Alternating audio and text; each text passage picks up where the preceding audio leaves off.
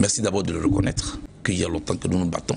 Je vais d'abord exprimer ma satisfaction de ce que, au moment où je prenais mon matelas pour aller devant les camps français, au moment où je prenais mon matelas pour aller devant l'ambassade de France en Côte d'Ivoire, au moment où je faisais ces mobilisations dont vous parlez, j'avais juste l'impression que j'étais seul. Nos pays voisins qui aujourd'hui ont pris le relais ne me comprenaient pas. L'adversaire s'appuyait même sur eux pour nous combattre. Je vais parler du Burkina, du Mali et bien d'autres pays. Je suis heureux que tous ces pays-là, aujourd'hui, ont compris le sens du panafricanisme. D'abord, penser Afrique sans rejeter les autres. L'Afrique, tous les observateurs le reconnaissent, est le continent de l'avenir.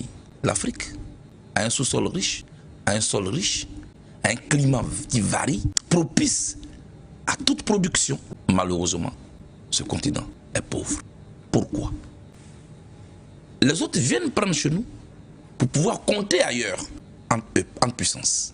Vous me demandez qu'est-ce qu'il faut faire? Oui. Dans un premier temps, sommes-nous conscients que nous avons des atouts? Sommes-nous conscients que contrairement à ce qu'on nous fait croire, ce n'est pas nous qui avons forcément besoin des autres. Eux aussi ont besoin de nous.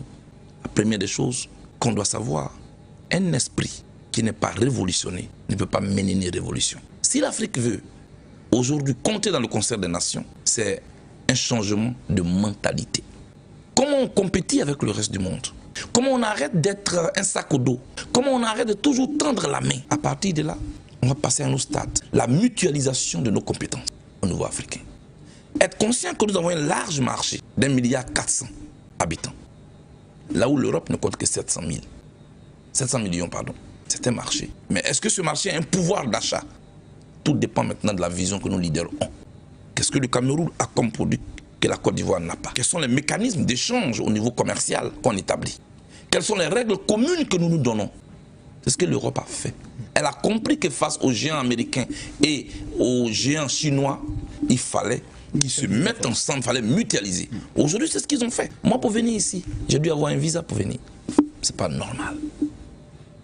Un Africain doit aller là où il veut. La libre circulation de mais bien sûr, en Afrique. Même là où on pense, on le dit, on le proclame dans les papiers, c'est pas vrai.